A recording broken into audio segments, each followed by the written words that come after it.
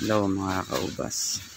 Share ko lang sa inyo itong ubas na tinanim namin sa paso. Yan. Pinroning ko siya ng nakaraan. Ayan, daming bulaklak oh. Kaya lang ayaw tigilan ng ulan. Buti na lang meron tayo ditong bubong UV plastic. Kaya ayan, malaki yung mga bulaklak. Ayan mga kaubas.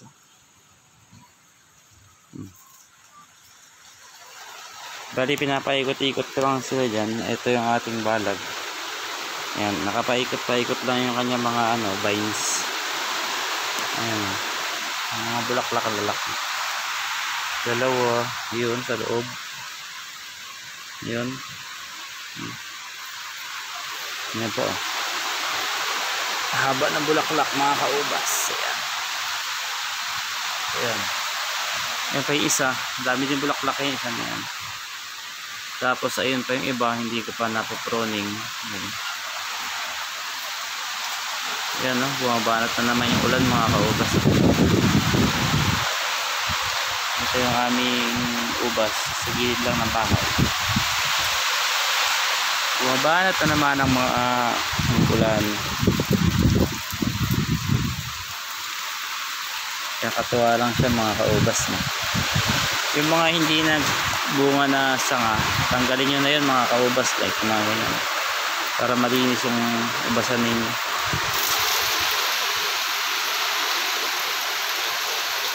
Nakakatawa yan. Ito pag humaba-haba yan, gaganyan ko lang yan.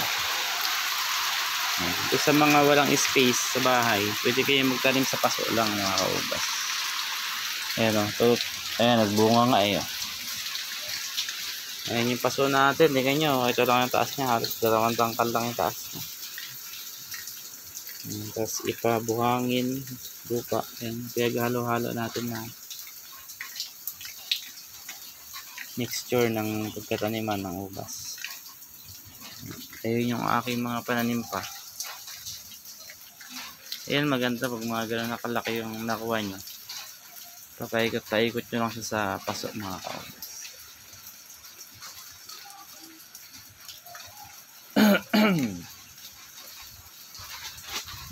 So yun mga kaubas, ito yung update natin. Bukas pagpunta ko dun sa inalagaan ko sa Pilar, update ko kayo.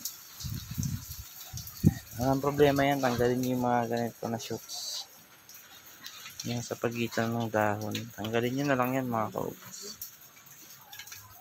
Yan mga bulaklak. Ito yung isa. Ayan, may mga bulaklak din yan mga kaubas. Yan natin. Yan, laki oh. Ayan oh. May bulaklak din siya oh. Oh. Ayan. Yan, laki oh. Dalawa-dalawa bawat isang talbos. Ayan. Ayan yung mga pananim pa natin. Ito nga mga kaubas sa paso din. Kaya tanggal ko yung mga sobrang talbos. Wala naman mangyayari dyan. Ayan, meron tayong UV plastic. Sa kawayan ng gawa yung ating mga structure, tapos UV plastic yan, para may bubong. Ngayon na ako nakapag-update sa aking channel mga kaubas. Salamat sa pagsuporta mga kaubas.